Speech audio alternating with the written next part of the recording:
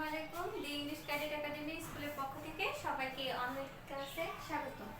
আজকে হচ্ছে চতুর্থ শ্রেণীর ইসলাম শিক্ষা ক্লাসটা নিব।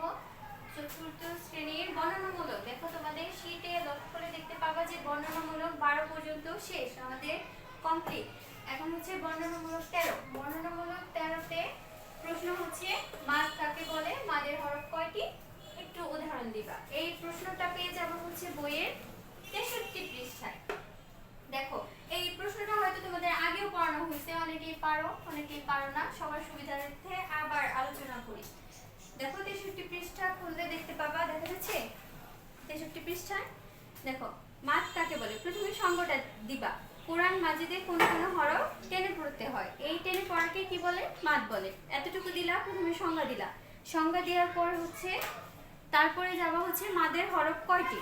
কয়টি মাদের হরফ সবাই জানো, 3টি, আলিফ ওয়াও ইয়া, এই 3টা লিখবা। মাদের হরফ কয়টি এটা লিখলা। তারপরে উদাহরণ চাইছে না, উদাহরণ হিসেবে এইভাবে এইটুকু দিবা, 1 2 3, এই 3টা উদাহরণ হিসেবে দিবা। তোমরা আরবি লিখতে পারবা না, ওই সুবিধার্থে একটা করে দিবা কি, এই যে পাশে যে বাংলা উচ্চারণটা দেয়া আছে না, বাংলা উচ্চারণ দিতে পারো, আবার না দিলেও হবে, সমস্যা নেই।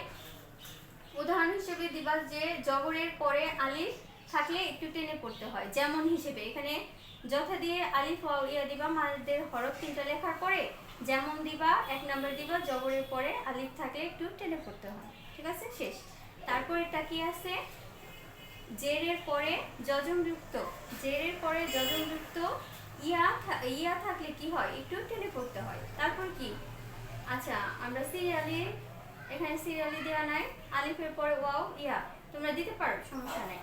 তারপর কি, পেশ থাকলে কি হয়, পেশের পরে যজমযুক্ত ওয়াও থাকলে একটু টেনে পড়তে হয়। এটি হচ্ছে উদাহরণ। উদাহরণ হিসেবে তোমরা এই যে বাংলা উচ্চারণ আছে, 2টা করে দেওয়া আছে, একটা করে দিতে পারো, ঠিক আছে।